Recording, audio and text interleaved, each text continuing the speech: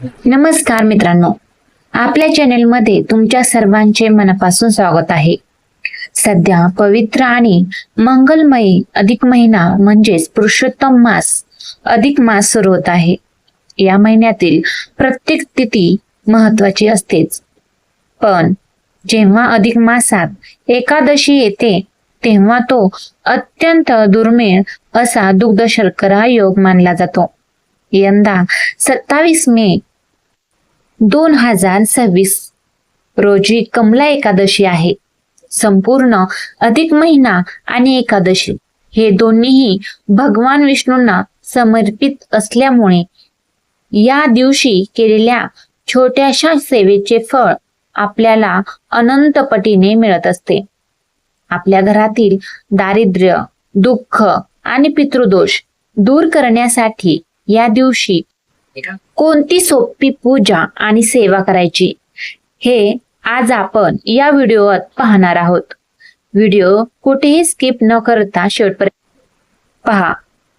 कमला एकादशीच्या दिवशी सकाळी लवकर उठून स्नान करून सूर्यदेवाला जल अर्पण करावे आणि अर्घ्य देताना ओम नमो सूर्याय नमः या मंत्राचा जप करावा.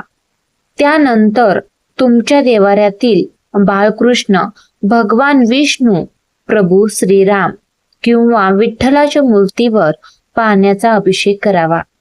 अभिषेक करताना जर तुम्हाला पुरुष सूक्त म्हणता येत असेल तर ते अवश्य म्हणावे. ज्यांना पुरुष सूक्त पाठन करणे कठीण वाटते त्यांनी अभिषेक सुरू असताना ओम नमो भगवते वासुदेवाय नमः या मंत्राचा महामंत्राचा सतत जप करावा. अभिषेक पूर्ण झाल्यावर मूर्ती स्वच्छ पुसून देवारात स्थापित करावी. भगवान विष्णूच्या पूजेत तुळशीला अनन्यसाधारण महत्व आहे. या दिवशी देवाच्या चरणी तुळशीचे पान म्हणजेच तुळशी पत्र नक्की अर्पण करा. पण एक गोष्ट लक्षात ठेवा, एकादशीच्या दिवशी त्यात महिलांनी कधीही तुळस तोडू नये. त्यामुळे आदल्या दिवशी तुळशीची पाने आणून ठेवावीत. तुळशीपत्र अर्पण करताना ओम नमो भगवते वासुदेवाय पुरुषोत्तमाय नमः या मंत्राचा 108 वेळा म्हणजेच एक माळ जप करावा. यामुळे घरात सुख शांती नांदते. या दिवशी आपल्याकडून भगवान विष्णूंची जास्तीत जास्त सेवा घडावी यासाठी 2 सोपे उपाय सांगितले आहेत. पहिला उपाय म्हणजेच व्यंकटेश स्तोत्र. या एकादशीला व्यंकटेश स्तोत्राचे एकूण 21 वेळा पठण करावे. जर तुम्हाला एकाच वेळी 21 वेळा वाचणे शक्य नसेल तर तुम्ही सकाळी 7 वेळा, दुपारी 7 वेळा आणि रात्री 7 वेळा असे टप्प्याटप्प्याने वाचून 21 संख्या पूर्ण करू शकता. दुसरा उपाय म्हणजे भगवद्गीता.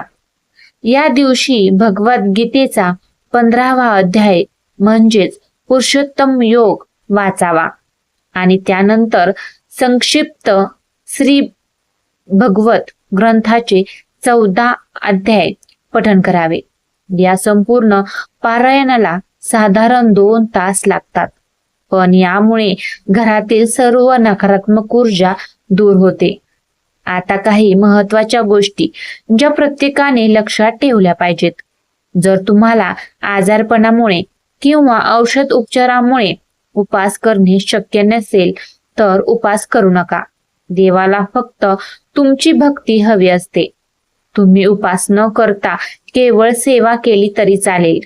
तसेच मानसिक धर्म किंवा सूतक असल्यास मूर्तीला किंवा पोथीला स्पर्श न करता केवळ मनातल्या मनात विष्णू मंत्राचा जप करावा.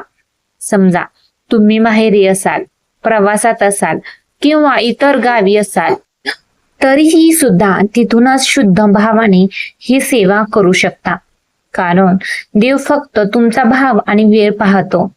तर मित्रांनो, या कमला एकादशीला ब्रह्मचर्याचे पालन करा. घरात आनंदी वातावरण ठेवा, कोणाचेही मन दुखवू नका आणि जमेल तेवढी सेवा नक्की करा. तुम्हाला ही माहिती कशी वाटली मला कमेंट करून नक्की सांगा. व्हिडिओ आवडला असेल तर लाईक करा, तुमच्या मित्रपरिवारांसोबत शेअर करा आणि आपल्या चॅनेलला सबस्क्राईब करायला विसरू नका. भेटूया पुढच्या एक नवीन व्हिडिओमध्ये. तोपर्यंत श्री स्वामी समर्थ. अवधूत चिंतन श्री गुरुदेव दत्त. धन्यवाद.